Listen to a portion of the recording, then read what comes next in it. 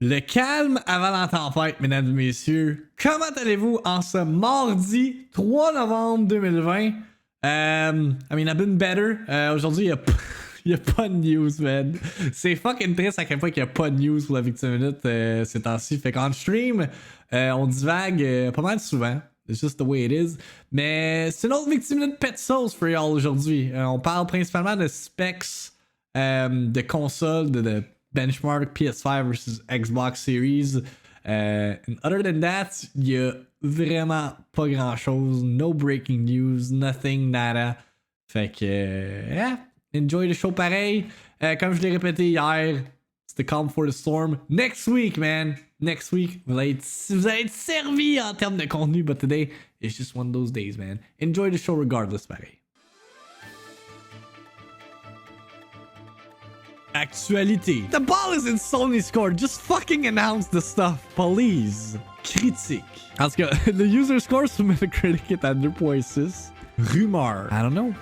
I'm just sharing this on the internet. Discussion. C'est pas n'importe quel jeu là, c'est fucking Halo, ok?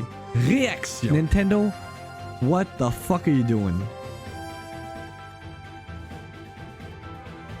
La Victime Minute. Avec Victim. En manchette pour la Victime Minute du 3 novembre 2020. On a plus d'informations sur des launch window games de la PlayStation 5. Comme vous savez, PlayStation 5 sort next week, jeudi, le 12 novembre. Un des jeux qui a été confirmé qui s'en vient sur PlayStation 5, mais on n'a toujours pas de date de sortie, c'est Gran Turismo 7. Eh bien, si on suit à une nouvelle annonce faite par l'official PlayStation YouTube, le jeu serait cédulé pour la première moitié de 2021. Fait que you're gonna get that sweet ray traced 4K fucking racing game sooner than expected. Sortie prévue pour la première moitié de 2021. Hey, c'est écrit petit en maudit, dude. Sweaty cars, effectivement, temporal. That 4K sweat on the car. Oh, man. C'est GT Planet. I guess que c'est un... Oh my god, il y aura un site dédié à Gran Turismo qui existe. I have seen it all. Whoops. C'est ça que je veux... Zoom in. There you go. According to an official PlayStation advertisement on YouTube, we have what appears to be confirmation for an early 2021 launch date for Gran Turismo 7. GT7's launch date has been a persistent rumor for months, initially suggested as a possible launch date title for the PlayStation 5. That date was wandered a little to launch window. That's a rather diffuse phrase, which generally means within the first 3 months, but could mean anything up to 6 months after the hardware hits the market. Recent attempts by PlayStation to promote GT7 have helped keep that idea in mind, especially the official Gran Turismo Facebook page's comment that the game is coming soon. The latest evidence comes from a pretty unusual source, but one we'd have to consider as about official as it gets. As spotted by Eli the Stig in our forums, an ad for PlayStation 5 from Sony itself is appearing on YouTube for some users in Canada, promoting the November 12th launch date for the console in that territory. The chosen image for the advert is one from Gran Turismo 7, but it's the text on the image that's of interest. It says in French, sortie prévue pour la première moitié de 2021. Release planned for the first half of 2021. C'est kind of funny que c'est écrit en français. Fait que yeah, non, GT7. Y'en a-t-il qui sont hype pour Gran Turismo?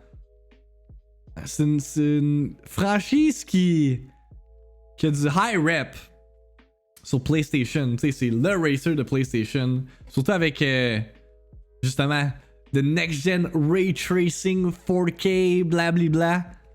J'étais hype en 2002. Regarde. Moi, c'est genre c'est le genre de jeu que mon père, il ferait comme regarde ça, comment c'est capoté, next gen, regarde les graphiques. Je m'en calisse là. J'étais hype quand j'avais une PS1. Damn. Taken to its limit, a launch window release for GT7 would set the latest possible date as May 19, 2021 to account for the later November 9 PS5 launch date in much of the world, which definitely falls inside the first half of the year. As the game is looking to combine the best elements of Gran Turismo's past, present, and future, a date close to GT4's American and European launches of February 22nd / March 9, 2005 may be APT, or even GT3's original April 28 launch. Merci pour le follow. Kingster. Mais c'est Gran Turismo Ride, Kev. C'est-tu sur la PS3? Il y avait un jeu que c'était un Gran Turismo, mais c'était comme un démo. Il me semble que c'était Gran Turismo Prologue? Yeah, c'est Gran Turismo 5 Prologue. C'était genre un démo for the full game. C'est un peu le même business model que quand ils ont fait Metal Gear Solid 5 Ground Zeroes. C'est payé comme pour genre juste une portion du jeu. Which is weird. Mais la logique, c'est que le 5 a pris des siècles à sortir. Ouais. Ok, fait que le prologue a sorti le 15 avril 2008. Puis le actual 5, il est sorti quand, ça le dit-tu? Holy shit, il est sorti 2 ans après? What? In addition to the message, the image itself is new, lending further credence to its veracity, although it features the Porsche 917K at Charman, just as with the initial launch trailer from June. The car and the angle of the shot are not from the video of the official image release, rather than the real number board bearing the 1970 Daytona 24-hour winning car number 2, blah blah blah blah blah. Yeah, first half of 2021, that's all you need to know, okay? Get hype. Get hype. Un autre jeu qui est prévu pour le launch window de PS5, c'est Ratchet & Clank Rift Apart. Puis ça a été confirmé par Insomniac, le développeur themselves, que le jeu sera seulement disponible sur PlayStation 5 pour certains launch types. Ben, en fait, plus pour Miles Morales, qui est un exclusif. Ce jeu-là va être également disponible sur PlayStation 4, Demon's Souls. En tout cas, pas to my knowledge, Demon's Souls, ça reste un exclusif PS5.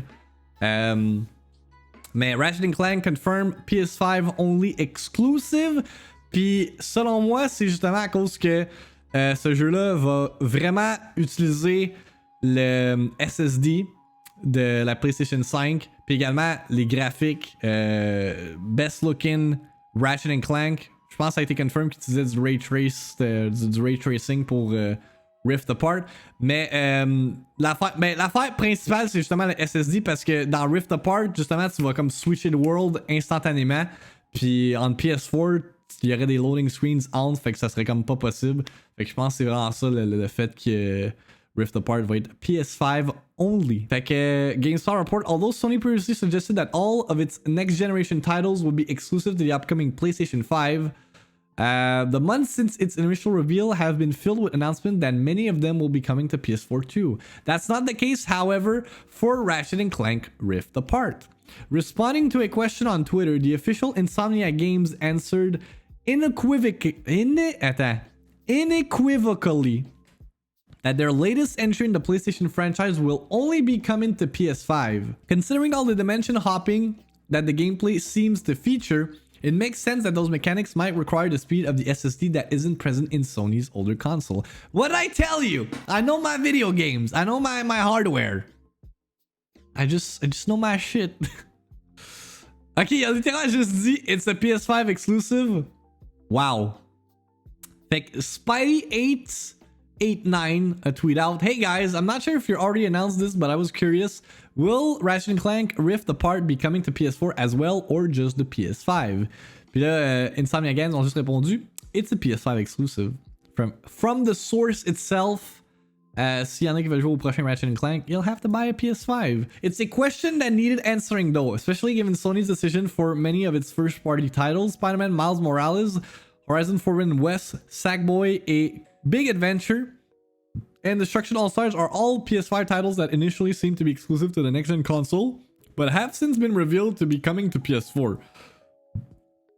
Demon's Souls Blue Point's latest remake is the only PS5 launch title alongside the pre-installed Astro's Playroom that will be exclusive to the console. D'autre part, Demon's Souls won't support ray tracing. To be honest, est-ce qu'il y en a qui sont dérangés par ça? I mean, I don't mind. Avoir le gameplay de la semaine passée. The game looks totally fine. 4K, 30 FPS. I mean 4K 60 FPS également, mais c'est comme dynamic, mais quand même. And the game looks fucking fantastic regardless. Fait que je m'en fous que. I mean, le glass flash. Tu sais, on l'a vu dans Watch Dogs, le RTX. À quel point c'est underutilized. Puis que ça fait. Ben, c'était pas dans la vidéo, mais ce que j'ai entendu, c'est que ça faisait baisser le framerate quand tu l'activais. Fait que, I mean, I don't care, really. Je sais que j'ai vu beaucoup de monde bitch about le fait que justement, oh, ils nous vendent du ray tracing, mais là, ils veulent pas l'implémenter. No one gives a fuck. No one cares about ray. En tout cas, moi, je care pas about ray tracing. I just want to play some good fucking games on my 4K TV at high frame rates. Chris. Did you watch Last of Us 2 on 30 FPS? No one wants to play Last of Us 2 on 30 FPS. Fucking Breath of the Wild, 30 FPS. Can we please get 60 FPS? My eyes, for the sake of my eyes. Bro, je comprends pas le monde qui sont dérangés par du sub. Qui sont pas dérangés par du sub 30 FPS. Yeah, me neither, man. On dirait que comme. Genre mon père, que lui il joue avec ses jeux ultra wide, ultra graphics, esti, pis que c'est même pas 30 FPS, pis je suis comme, comment tu fais? Oh, c'est pas grave, j'ai du fun pareil. Hey, ça it hurts my eyes. Ben pour un jeu comme Demon's Souls, tu sais, est-ce que c'est nécessaire? I don't think so. I mean, le reflection, ça serait quoi dans des areas comme des cathedrals, stuff like that, ou dans ton épée que tu peux à peine voir? To be honest, Demon's Souls would look great avec RTX. Je suis d'accord. Mais est-ce que c'est nécessaire? Et worthless sacrifice, comme tu dis? No. No.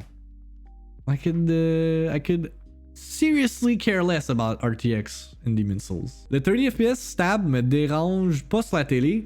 C'est assez loin pour pas que je notice, mais du sub 30 FPS, get the fuck out of my face. Yep. It's a good argument. With the impending release of the next generation of consoles, one of the main highlights that console manufacturers have been bringing attention to is the ability to use ray tracing to allow for much more accurate lighting, shadows, and reflections. That being said, it appears as one of the PS5's major first-party launch titles won't support the feature, that title being Demon's Souls. In a recent interview conducted by Level Up and translated by Sortira user Ragor, the game's creative director Gavin Moore was asked about ray tracing in Demon's Souls, to which he responded, "It's like any other graphic improvement, there is a cost to implement ray tracing. If we had implemented ray tracing in the game, that would mean we would have had to leave something out. There is a limited time in game development." Fait est-ce qu'il parle en termes de performance ou niveau content? Ça m'étonnerait que ça soit niveau content, parce que why the fuck would you... I guess si tu comptes le development time à ajouter le ray tracing, maybe. Mais je pense que c'est en plus au niveau de performance. Parce que je pense que si le ray tracing avait été implémenté, je pense qu'on aurait eu genre 4K 30 puis 1080p 60. On n'aurait pas le dynamic 4K à 60. Je pense. On s'entend-tu que c'est pas juste pour les graphiques qu'on joue, mais le gameplay? Je suis d'accord, Power, man. Comme j'ai dit, moi la raison pourquoi j'ai acheté une fucking PlayStation 5, c'est à cause des jeux. Puis, justement, moi et Méo, on en parlait hier. Les Xbox fanboys, là, qui vont jouer à Crackdown 3 sur leur Xbox Series X, là. Genre, y a rien à faire avec eux autres. Ils sont vendus comme... Tu sais, ils vont acheter une next-gen console pour jouer à des vieux jeux.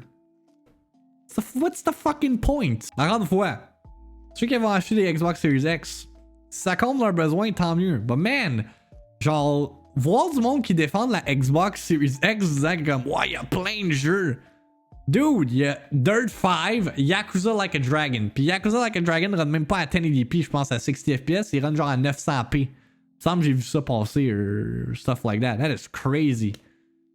Ou c'est sur Xbox Series S, je me souviens plus. Max, une console, c'est pas 3 jeux du début, là. Stop. Fine, ok. Fine avec cet argument-là, Alexis. Mais comme on connaît rien du launch window de la Xbox, du côté de la Xbox, à part Halo.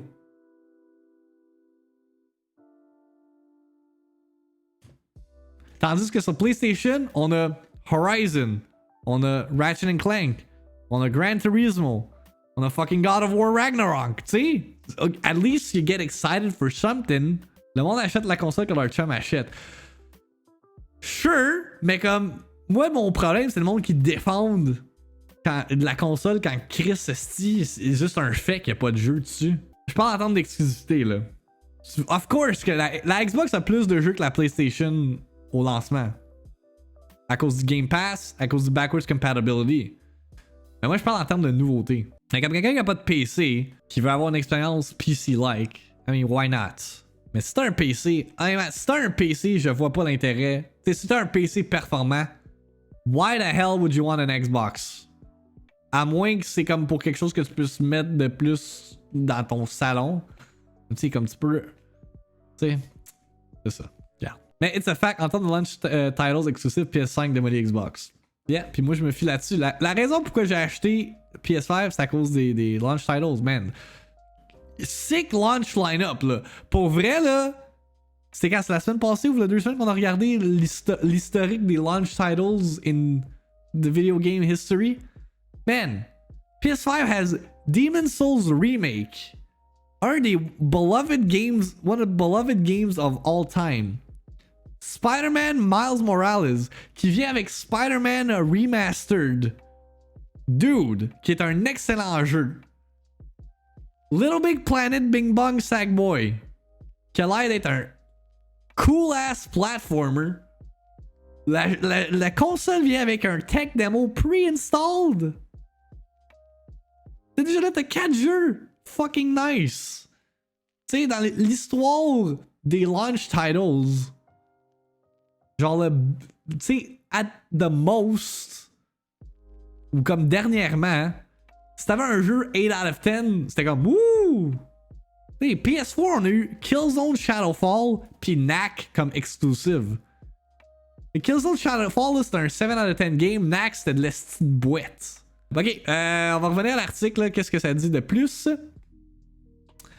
Clarifying further on the exclusive feature, Moore said, when we started development, we didn't know where there would be ray tracing in the game, so it wasn't in our original vision. What we wanted to focus on was the settings and the look of the characters, which I am fucking down for. While this may disappoint some, Moore did make sure to stress the fact that everything is lighting in real time with shadows in real time. Demon's Souls is set to launch alongside the PS5, and while it was previously believed that the game would run at 1440p 60 FPS, it appears as though further optimization has allowed for the game to push for a dynamic 4K at 60 FPS. So while ray tracing may be missing, it's not all bad news. Puis c'est ça, comme on l'a dit, je pense que si Japan Studio avait poussé puis Bluepoint avait poussé le ray tracing, on n'aurait pas 4K 60 FPS. On aurait genre 4K à 30 FPS, puis encore là, est-ce que ça aurait été du 30 FPS stable? I don't know. Mass Effect cast to reunite for N7 Day amid trilogy remaster speculation. Fait que, spicy stuff over here. N7 Day, qui est le 7 novembre, comme vous le savez, c'est la journée Mass Effect. Puis là, depuis quelques mois, depuis quelques semaines / mois, on entend beaucoup parler d'un éventuel annonce pour un remaster collection de toutes les Mass Effect. Aucune annonce officielle n'a été faite. Mais s'il y avait à faire une annonce pour une collection du genre, ça serait pour justement N7 Day. Fait que soit ce samedi. Multiple cast members from the Mass Effect franchise are reuniting for an N7 Day celebration amid continuing speculation about a remaster of the series' first 3 games. The news was revealed by Commander Shepard himself, Mark Meir, on Twitter, who added that the special event will take place on November 7 at 11 a.m. PST.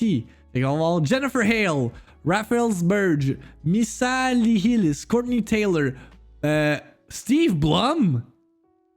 Fait qu'elle voit dans Mass Effect. The fuck? Est-ce qu'il grunt? C'est-tu le Krogan? Really? Fait qu'il fait ah, ben non. My man Spike. C'est bien cool. Fait que yeah, hopefully we'll get some announcements for Mass Effect Trilogy. Si vous n'avez pas joué Mass Effect, you're missing out. Peut-être qu'on va avoir un announcement. En tout cas, ça crée un hype. Si en plus c'est confirmed pour Next Gen, le remaster collection, that'd be cool.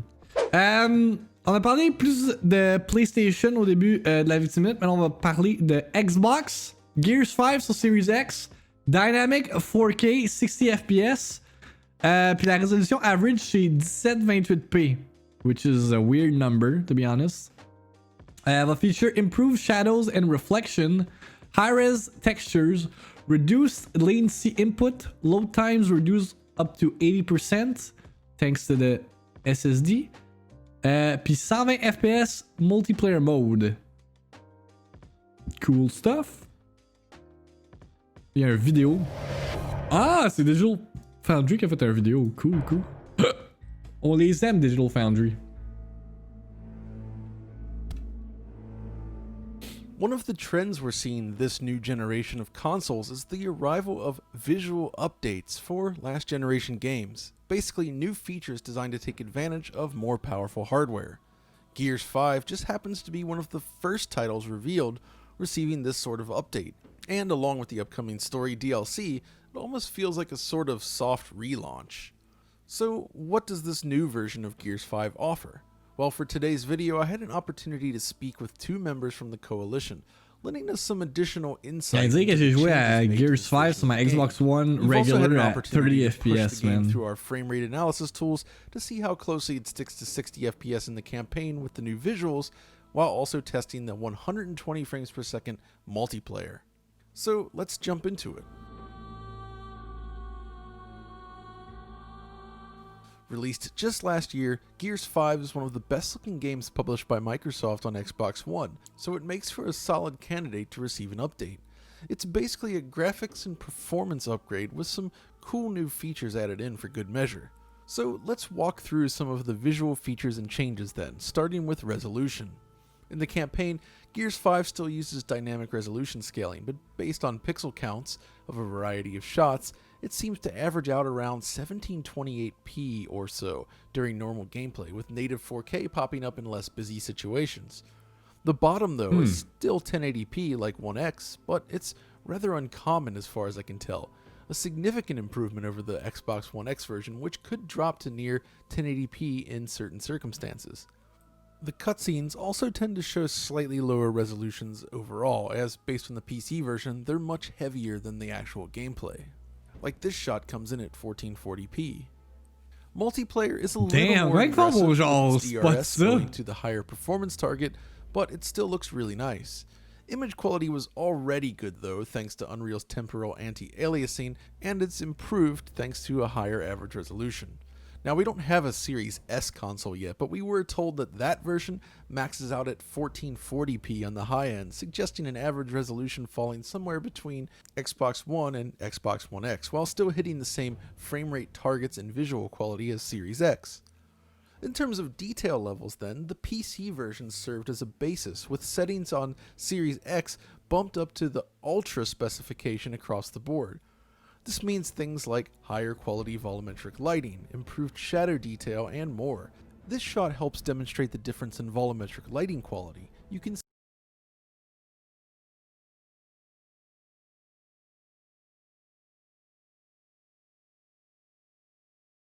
I mean, I kinda see it dans les détails là.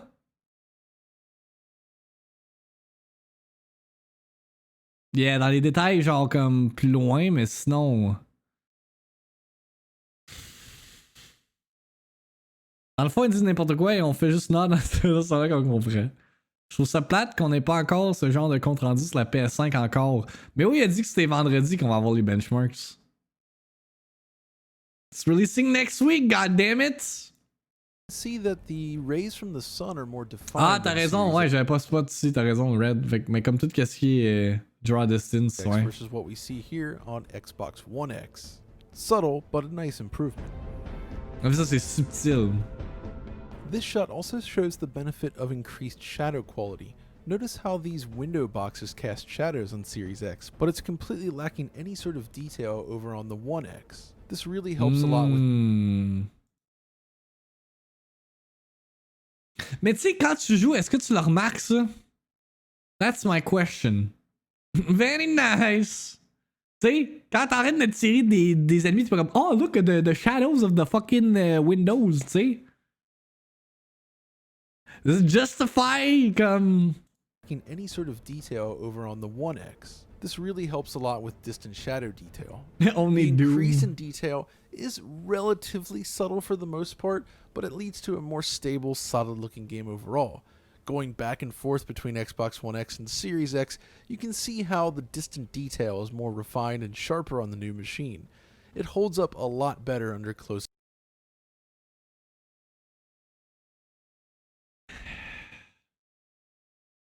C'est ça, c'est vraiment comme des minuscules points, là. Examination.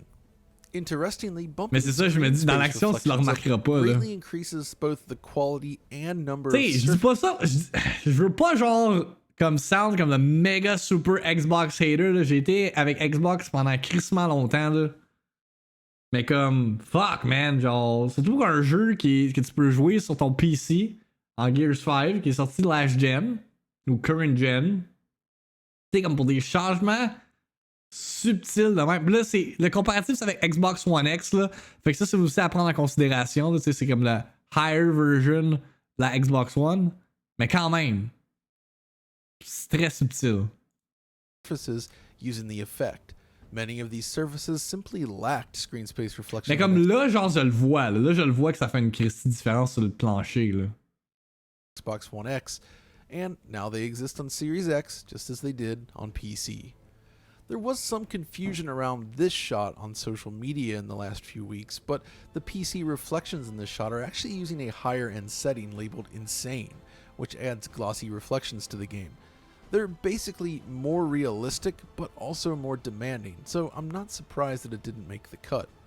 Now, Gears 5 does not currently make use of the velocity architecture features, but the nature of being installed to a fast SSD does mean that loading times are hugely improved.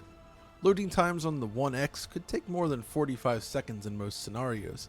This wasn't a huge deal if you were just playing through the game, as it streams as you play, but if you wanted to go from the main menu to the game, it could take a long time. On Series X, however, this is reduced to a mere fraction of the time, less than 10 seconds in most cases. A very nice boost that also made capturing comparison shots a lot more enjoyable. This might have been enough on its own, but the developers took time to implement some new features not previously available on PC as well, though they are coming to the PC version at a later date, I'm told. The big one here, though, is Screen Space Global Illumination. It's basically a ray tracer done in screen space, which takes care of global illumination. It was added to Unreal Engine 4 some time ago, and now it's been included in Gears 5. According to the Coalition, the GI Pass has done it half resolution to save on resources, but it does use 8 rays per pixel. This is fine-grained enough to allow many things like even muzzle flashes or item pickups to contribute realistically to the lighting. This also naturally takes care of darker areas, places that were perhaps overly and unrealistically lit previously, now feature additional detail and shadow on Series X. Mais checkez là, à quel point c'est subtil. Again, it's ça change pas ton expérience de jeu, là. Subtle, but it's a neat step forward in creating more realistic lighting, and it looks great in this game. Unlike the March demo then, this is now coupled with more traditional screen space ambient occlusion, which takes care of the finer details. Comme là, ça fait une différence. SSAO was previously featured on Xbox One X, but at a rather low quality, which led to obvious stifling patterns around objects. This is now gone on Series X. The gross is also even worth grosser. Noting that SSGI is only used during actual gameplay. The real-time cutscenes do not benefit from this feature. While we're looking at a cutscene, it's also worth mentioning that the Series X version features the much higher resolution textures available to PC users. This is most evident in close-ups of characters. Hey, il y a plus de graphiques sur son fucking armor. Woo! Where you can see the new scratches in their armor and just a lot more detail all around. So basically, thus far, we have a game that's running with the PC Ultra settings. Sure hater, man. Space global illumination. But one of the more fascinating additions to this version of the game is actually... I just want games, man. I just want good games. I don't really care about graphics. Oui, graphics, c'est cool, mais comme fuck, I just want good games. I want games to littéralement jerk off to in my variable sleep. rate shading. This is What I want. I want Last of Us 2s. I want Uncharted 4s. I want Breath of the Wilds. I want Demon Souls. By varying shading precision in a scene, it basically allows for a higher average resolution. This visualization sent over by the team showcases VRS in action. Here, anything colored in red is being displayed at full shading resolution, while green indicates half resolution and yellow indicates either half horizontal or half vertical resolution.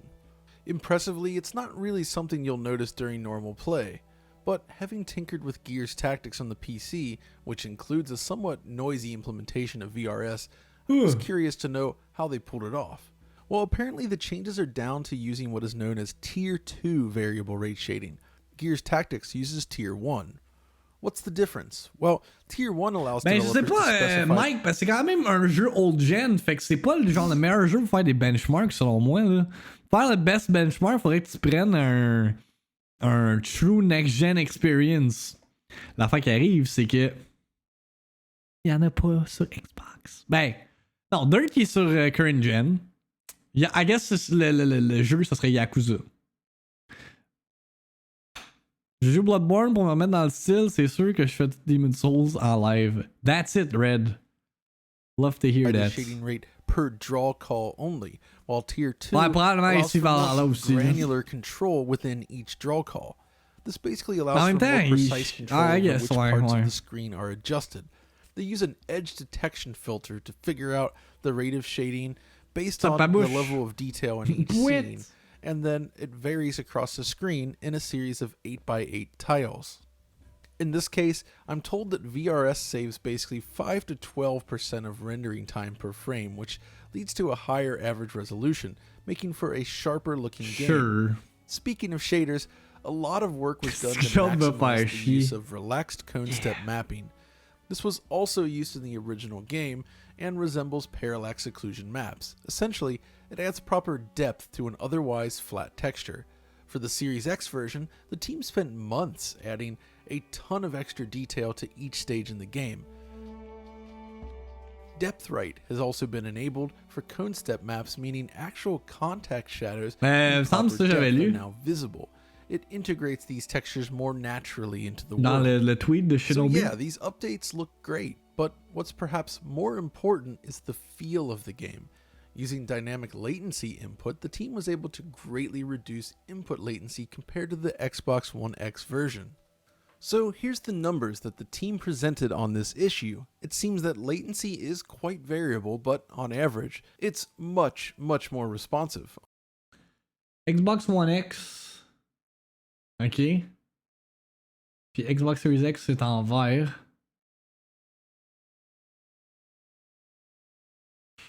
Je parle de millième de shit là. I'm an only Nintendo player, fait que des vidéos comme ça où il try la différence ainsi, ça me décourage. On Series X. No, you gotta educate yourself, Pedro. Seem to produce results. Même moi qui est un Nintendo fanboy là. Honestly, the difference was obvious. Faut trouver tes horizons. The moment you move the analog. Yeah, le input lag, le latency entre comme ton input puis ce qui est display sur l'écran. In fact, I really hope this focus on latency reduction becomes a common thing over the coming generation, as it just makes for more enjoyable gameplay. Of course, it's even lower when playing in multiplayer owing to the 120Hz update. Tu sais, ça c'est plus comme pour multijoueur, mais là les benchmarks étaient pour la campagne. Input latency, but at least Gears 5 should feel more responsive to play overall. So the game looks nicer and it plays better as a result of the reduced latency. But the frame rate is also an interesting thing to discuss, because, well, there's multiple things to test now. Normal 60Hz gameplay during the game's campaign, 120Hz gameplay during the game's multiplayer, and of course, variable refresh rate. Now unfortunately, I cannot easily demonstrate VRR in action, but I did finally have a chance to try it, and yeah, it's pretty effective. So where do we start? Well, I think the campaign is a good place to begin. Firstly, there's the cutscenes. On Series X, the team opted to increase the cutscene playback fluidity from 30 frames per second to 60 frames per second, leading to smoother overall cinematics. Ok, parce que This les cutscenes change is étaient en in line with 30. the PC version, which always offered high frame Ouais, rate cutscene le playback. AI. And Les jeux à honestly, it casual, looks really impressive easy overall, mode. but it does highlight a small issue. On Xbox, the camera cuts exhibit 33 millisecond pauses, giving the impression of slight hitches during playback. Due to how this impacts the rendering, however, certain elements of the frame still change, such as the post-processing, so Oh our my tools God. cannot pick up this stutter. Ça But là, to c'est the eye, nerdy you as might fuck. notice it. Apparently, this is down to the way in which the camera cuts work on Xbox One, and I'm told the team is testing a fix for the issue. It's not necessarily a huge deal, mind you, but I did find it slightly distracting since there was no such frame persistent issues on Xbox One due to the lower target frame rate of the cutscenes. But obviously, gameplay is more important overall. Now on Xbox One X, the game offers good performance. It targets 60 frames per second in both campaign and multiplayer, and it looks great, but it's not perfect and you will encounter tearing from time to time. But considering the visuals and the engine in use, it was an incredible feat for the Xbox One. Now on Series X, the overall experience is smoother, without the serious drops in combat or Ça exploration. drop quand même, fait But que c'est même pas unfortunately, that stable. doesn't mean What? that everything is quite perfect.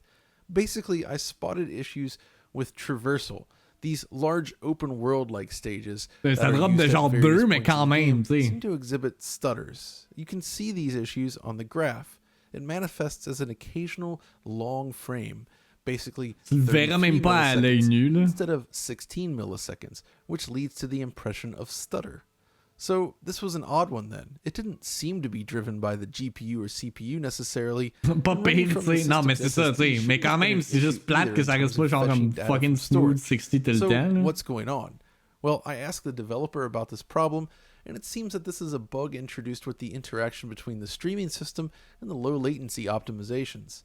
I was told that a fix is already in the works, however, so hopefully that will take care of comme je this dis, problem. tu le remarquerais même On pas. social media C'est when it one hits. frame. But this also prompted me to test something else, variable refresh rate. Since I just upgraded to an LG CX OLED TV, I was able to test this flex the feature TV, and mister, see let's how go. it impacts small performance dips like this. Well, it turns out VRR does save the day, and those hiccups are no longer visible by eye. Based on Ça these roule en results, I think 4K. it's going to become an Ben, important c'est pas précisé si c'est en 4K, to be honest. Fait que je sais pas. Mais quand même. feature this generation, provided you have the TV to support it. Okay, but what about the game's multiplayer mode, which outputs at 120 Hz? Well, this one is perhaps both less interesting, yet more exciting.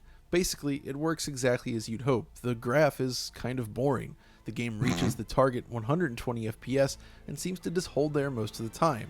Now, I said boring, but this is actually great news for the player. It's really, really smooth.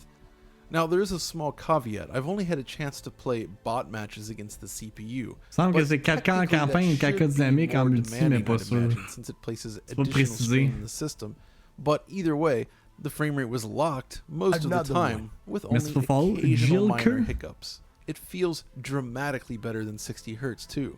Non, c'est ça, 120 Hz c'est could really become a c'est huge comme deal for fast-paced multiplayer fully games this nerd là. generation, I'd imagine. C'est fully So nerd overall, toutes the les report on FPS. performance is pretty good. There are still some hiccups with the game's performance, of course, but it sounds like the development team has figured them out, and hopefully they should be solved in the future.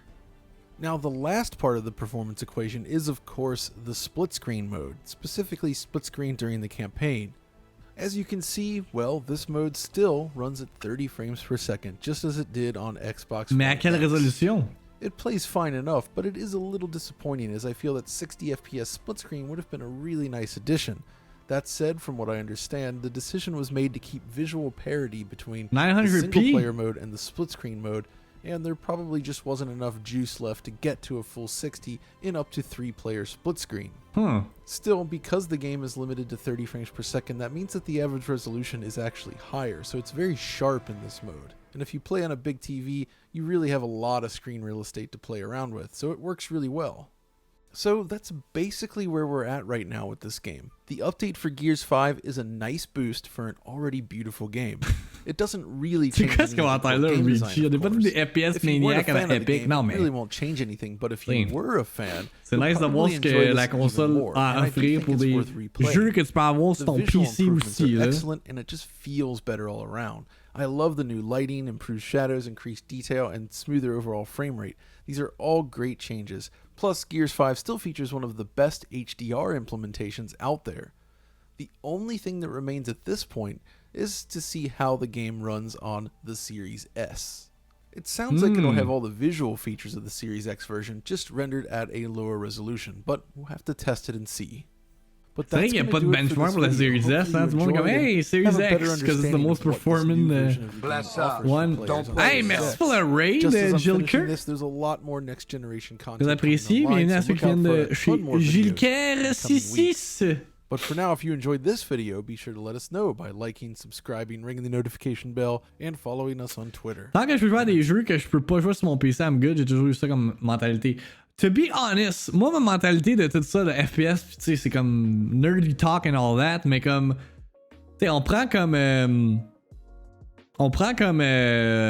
exemple Age of Calamity, que littéralement ce jeu-là, le FPS peut faire en sorte que ton expérience est quote unquote ruinée parce que tellement que ça lag. Tu sais, là, ça vient comme impacter ton expérience de jeu. Mais si un jeu a des drops d'FPS de 1, de 2, on s'en calisse-tu, là? Comme, tu les verras même pas à l'œil nu. Genre... Côté de Twitch, CMS, man, comme ça. CMS, il a fait sa job chez Twitch. Là. Il a fait son good Twitch employee. Il a droppé ça dans le Discord des gens qui suivaient. Hein? Twitch is preparing something... GlitchCon le 14 novembre. Ils ont posté cette vidéo-là. I don't know what it could possibly mean. Fait que ça nous permet de spéculer. What the fuck? The source of the glitches deep within our system.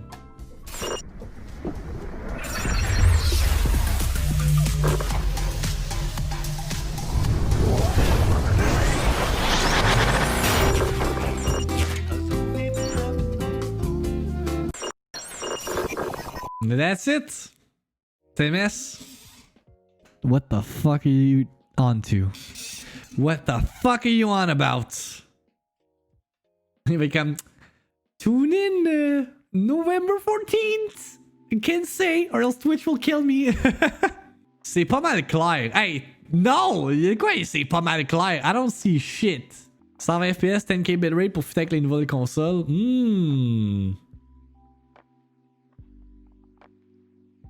Maybe. Mesdames, messieurs, we're ending on that pour aujourd'hui. Merci d'avoir fait partie d'un autre stream de VIICTIIMINUTE. Je vous rappelle que tout au long du mois de novembre, on ramasse des fonds pour le Novembre. Chaque sub égale $1 for November. On a déjà amassé près de $50 en 2 jours, which is crazy. Puis vous allez voir d'autres streamers parmi la communauté québécoise qui vont embarquer dans ce movement-là. Am I right? Fait que si jamais vous les encouragez de leur côté également, feel free to do so. It's a good cause, man. On grow the mustache and raising awareness pour tous les enjeux qui touchent la santé physique et la santé mentale des hommes. Fait que, yeah, spread the word. À 300 subs, Max se fait greffer une vraie... T'es con. Je vais m'acheter de l'huile pour faire grow the mustache. Faut pas me faire greffer... in mustache, sadly. That must not be a nice process. Not be a nice process. Si vous venez de découvrir la chaîne, vous savez pas qu'est-ce qu'on fait ici, mais on couvre l'actualité dans le monde du jeu vidéo à chaque matin, du lundi au vendredi, à partir de 9h. Fait que VIICTIIMINUTE is where it's at. Si vous manquez la VIICTIIMINUTE pendant son enregistrement live, vous pouvez toujours la retrouver en rediffusion sur Spotify. Max, I know you're fucking listening sur Spotify, you fuck. Apple Podcasts ainsi que Google Podcasts. Puis si vous voulez voir les trailers and all that stuff que vous manquez parce que je peux pas vraiment montrer un trailer en version audio, ben on l'a également de disponible sur YouTube. Fait que feel free to check that out. Tous les links sont down below. Parce que les panels, si vous faites point d'exclamation VIICTIIMINUTE, je pense. Il y a tous les links par rapport à ça. Fait que feel free to check that out. Fait que comme vous savez, cette semaine, je prends ça easy. Pas de night stream. Étant donné que next week, c'est gonna be a big week en termes de contenu. Best Buy, fucking envoie-moi le invoice que vous avez commencé à shipper ma console, for the love of God. Ça me déstresserait un peu. Please. Puis, yeah, c'est ça. Fait que pas de night stream cette semaine. Mais. On se reverra. On va se voir demain. Demain, 9h. Question de la semaine demain également. Shout out à tout le monde qui m'ont donné leur réponse pour la question de la semaine. Vous avez été fucking amazing cette semaine. Puis il reste encore du temps de get your answers in. Man, les wall of text, les romans que vous m'avez envoyés, là, on va avoir du contenu pour demain. On va avoir du contenu pour demain. Demain, on parle de nos jeux qui ont défini la génération actuelle de consoles heading into next gen. Ouais, CMS lui est allé fucking system par system, man. Good guy CMS. Puis yes, si vous avez pas voté pour le Gauntlet, je vais le plugger une autre fois. J'oublie tout le temps de le plugger parce que good guy streamer that I am. Donkey Kong est en train de manger la volée. En tout cas, sur Instagram, là, c'était zéro by a landslide. People wanted Pokémon. Mais tout est possible. Tout est possible dans le Gauntlet de Victim. Fait que j'ai-tu d'autres choses à plugger? Je pense que ça va être tout pour mes plugs for today. Fait que yeah, enjoy the rest of your day. Be safe. Puis, man, hopefully Trump va être voted out. Ou voted out. Va être kicked out plus ce soir. I can't wait, man. Tomorrow, ça va être un spicy show. Be there. Be there. Bonne restant de votre journée. On se voit demain. Be safe. Hang on. You know who this is? DJ Khaled, the Don Dada, biggest in the game. We the best music. Another one. Ah, il l'a pas dit, je l'ai coupé. Bon, ben, garde. That's your words of wisdom to end the stream, mesdames et messieurs. Take care of yourselves. On se voit demain. The Don Dada. Peace out. Bye bye. Fortnite Next Gen Version Detail. On savait que Fortnite s'en venait sur Next Gen, mais là on a de plus de détails relatifs à la version nouvelle génération de Fortnite. Donc on a les grandes lignes. Je sais pas si dans l'article ça dit ça va être disponible Day 1 pour le lancement d'une nouvelle console. Let's see. PlayStation 5 and Series.